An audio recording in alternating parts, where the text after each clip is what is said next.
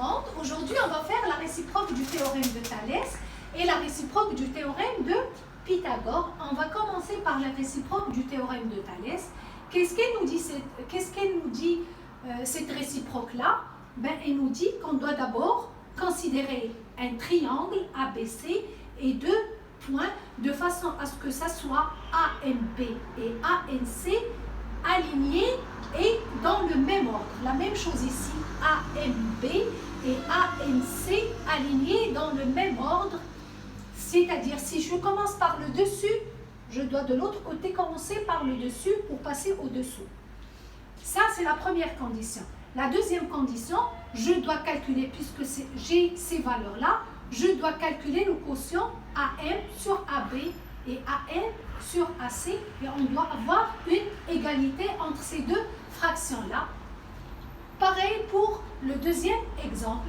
Si on a ces deux conditions qui sont vérifiées, alors on passe au parallélisme. MN est parallèle à BC. MN est parallèle à BC. Je vais traiter ces deux exemples-là. J'ai cette condition est vérifiée, alors je passe à la deuxième condition. AM sur AB égale. On a AM égale à 2. AB égale à 4. Je peux simplifier cette fraction-là. Je divise tout simplement par 2 le numérateur et le dénominateur. 2 divisé par 2, ça nous fait 1. 4 divisé par 2, ça nous fait 2.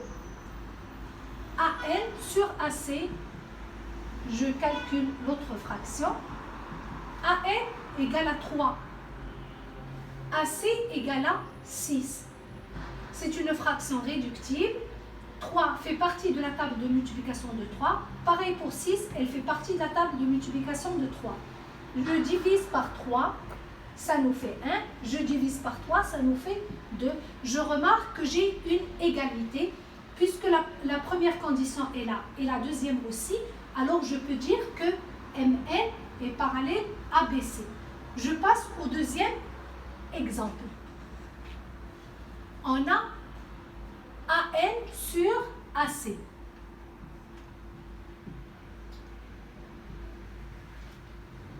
AN égale à 5 et AC égale à 7.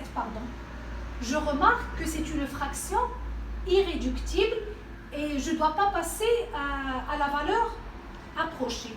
Alors, je passe à la deuxième fraction qui est, parce que j'ai commencé ici par le dessus, alors je dois commencer par AM. AM sur AB. AM égale à 3 et AB égale à 4,2. Ici, on a une valeur décimale. Je dois multiplier par 10 pour enlever cette virgule-là. 3 fois 10, ça nous fait 30. Et 4,2 fois 10, ça nous fait 42. C'est un quotient qui est réductible. 30 fait partie de la table de multiplication de 6. Pareil pour 42. Alors je divise par 6. 30 divisé par 6, ça nous fait 5.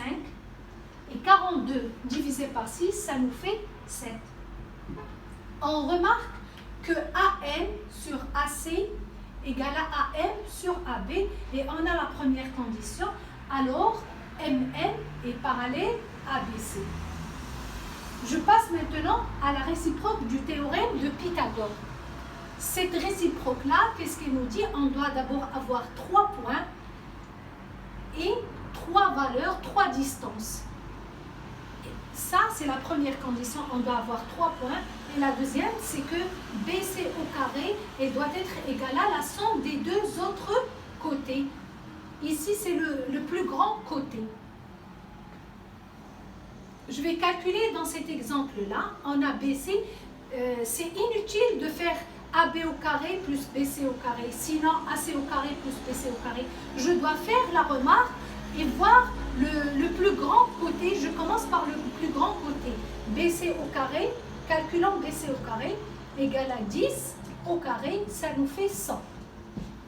Et AB au carré plus AC au carré, je calcule ces deux côtés-là, la somme des carrés de ces deux côtés, AB au carré plus AC au carré, ça nous fait 6 au carré plus 8 au carré. 6 au carré égale à 36. Plus 8 au carré égale à 64. 36 plus 64, ça fait 100. On remarque que BC au carré égale à AB au carré plus AC au carré. Alors, BC au carré égale à AB au carré plus AC au carré, d'où AB est perpendiculaire à AC. Sinon, ABC, on peut dire que ABC est un triangle rectangle en A dans l'hypoténuse et BC. Merci d'avoir suivi cette vidéo.